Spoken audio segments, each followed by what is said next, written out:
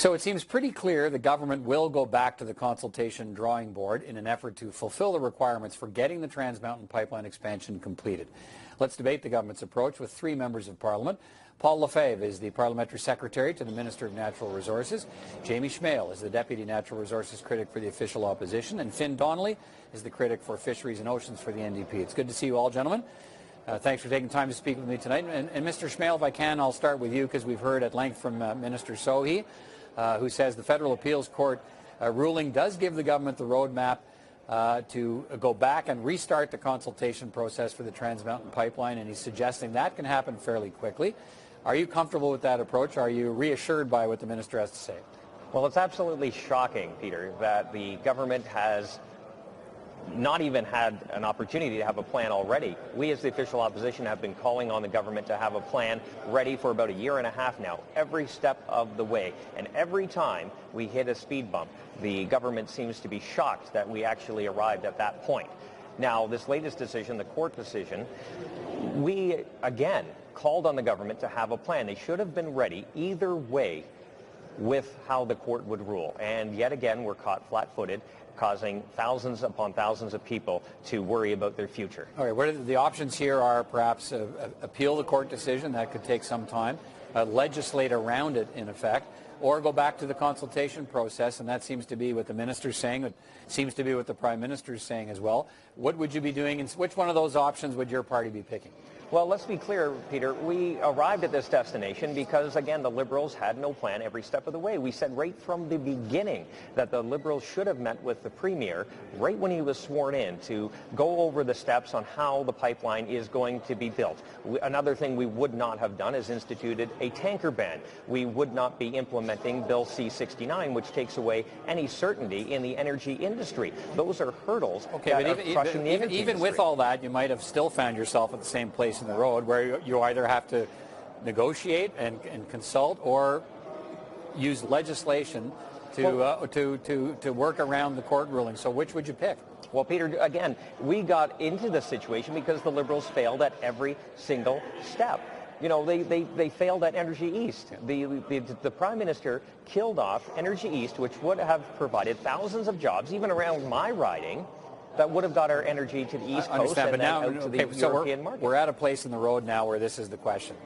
Legislate around the court ruling or go back and redo the consultation the way that the federal court wants it, Court of Appeals wants it done. Peter, just quickly, which would you pick, Mr. Schmale? Well, again, this is how we're in this situation because the Liberals have got us here because of a lack of direction and a failure on the part of the Prime Minister. Mr. Donnelly, what do you expect would come from a new round of negotiations with Indigenous groups and groups concerned about the protection of the BC coast? Is the government right to go back and start this over if that's the plan they choose, and it seems to be the plan? Well, that's what they have to do. But let's be clear that it isn't just the Liberals that are at fault here. The Conservatives walked into this problem. We've known about this problem for years. The Liberals promised, and Justin Trudeau promised in the 2015 election that he would do things differently. He promised specifically that he would redo the Energy Board and the environmental assessment process. He didn't do that. He broke that promise. And then we find ourselves in this situation where the Federal Court of Appeal has essentially overruled and verified what we have in the NDP have been saying all along, and what coastal communities have been saying, what First Nations have been saying, that they did not have social license. So we are now in this problem, this predicament, where the government has no mandate to go forward. So the government's going to go back and consult again and do that process over, but it was clear from the minister's comments today that that's not a veto, and it doesn't mean everybody's concerns will be satisfied. They'll redo the process, and then the pipeline's going to go ahead.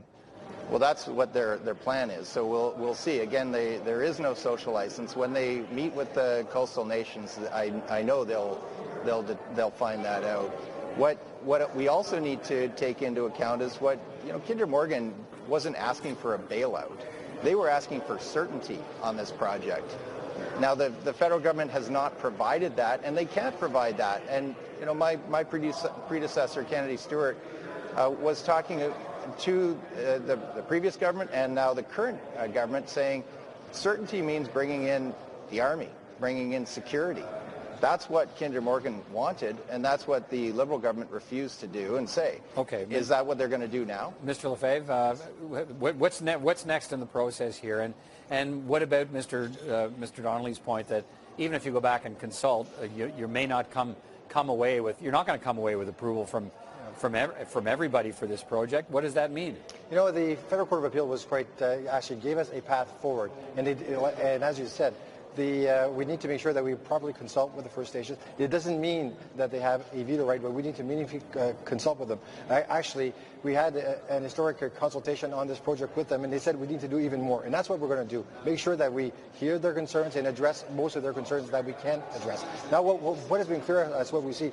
The Conservatives want to go back to their old ways of doing things, basically not even consult with First Nations. Basically, for them, it's just a suggestion to consult. They don't even realize yet that they have a legal obligation to do so. And with respect to the marine protection, right, we actually invested $170 million in Whale Action Plan and $1.5 billion, in the Ocean Protection Plan. So we are addressing some of the shortcomings with the investments in the marine protection, in the environment, and when it comes to First Nations, we're going to get it right and meaningfully consult with them in the way that has not been done before. Right. Okay, but to be clear, when you say we're going to get it right, that doesn't mean you're going to satisfy everybody. You're going to do. Yeah. And basically that's what the court told us that we had to do, and basically, and also the court was quite clear. It doesn't mean that they have a veto right. We need to make sure that we are properly engaging and fully engaging with them. Mr. Schmale, is it a good thing that the federal government, the taxpayers of Canada now, own this pipeline? Because I suppose you can argue the federal government can afford to buy time and restart the consultation process, where a private company might say, look, never mind, we're not waiting any longer, we don't like the uncertainty, we're abandoning the project, which is essentially what Kinder Morgan decided to do because they didn't want the uncertainty, as Mr. Donnelly points out. Well, is it a good thing that the government's in the driver's seat now, because maybe the taxpayers, and that's the way to put it, the taxpayers can bankroll this process of trying to get it right? Well, let's be clear. I agree with Finn. The company, Kinder Morgan, was not asking taxpayers to pick up the tab for this. They were not asking to become shareholders in a 65-year-old pipeline. Now, when we started this whole process, when this government came into power, there were three major companies that were looking to build pipelines in Canada. Right now, we have zero that are looking to build pipelines, and there is no future investment in any pipeline company in Canada. And as we see, investment is fleeing this country, and the jobs are going with it. So we have serious concerns on the official opposition side that the Liberals continue to fail to come up with a plan. All right, Mr. Donnelly, let's talk about quickly, and then we have a couple of minutes left, gentlemen, so fairly quick answers. The C-69, that's the overhaul of the environmental assessment provisions before the Senate now. Mr. Donnelly, it would create a new regulatory agency for pipelines to replace the National Energy Board. So in your view, no matter what the government does on Trans Mountain now in the consultation process, given what's in C-69, do you believe that that means that if C-69 is passed in the Senate and becomes law, they have to restart the whole process for Trans Mountain? I think that's pretty clear. And I don't, I think even with that in place that you're going to run into roadblocks. I'm still amazed that the current government thinks that they can roll right through Tsleil-Waututh. You have Tsleil-Waututh First Nation, Squamish, a number of First Nations that are very, very, very opposed to this project. You have major cities and the ports that Burnaby and Vancouver that are very opposed. You've got thousands and thousands of people, not just in British Columbia, but across the country, and in fact in North America, that are very opposed to the direction that this government is going. They talked about climate change. We need a new direction. We need to be investing in renewables. And where Jamie and I may disagree is on the investments. We agree that there's a problem. We disagree on how we need to resolve this. Okay. I think the NDP wants to see an investment in clean energy jobs, and that's the future that many people want to see the country going. Mr. Lefebvre, if the government believes that C-69 is the proper way to look at energy projects, the proper way to assess them environmentally, to regulate them, what about the argument that if that's the case, you need to resubmit Trans Mountain to that process under C-69? Yeah, well, actually, all of that process has been done now that we've actually consulted and basically now that we've addressed the Oceans Protection Plan and the Whale Action Plan. So we've addressed all of the requirements under Bill C-69. So now we have a further Court of Appeal that says we need to do more, and we are going to do more. The irony is also that with respect to the NDP, we desire to invest in renewables. We have actually invested $2.8 billion in innovation and renewable energy projects all across Canada. So that's basically a very an historic investment in renewable energy. So we are trying to do both. We want to make sure that we are investing in renewables and at the same time getting our natural resources to market. It's important that to new markets, and that's what Canadians are expecting, because right now we have one client, and that is the U.S. That's not what Canadians want. Peter, can I ask one question here, because it's a question that none of the Liberal MPs have been able to answer, and that is the technology. Is the technology, they keep reverting back to this Ocean Protection Plan, is the technology in place right now to clean up a dilbit spill?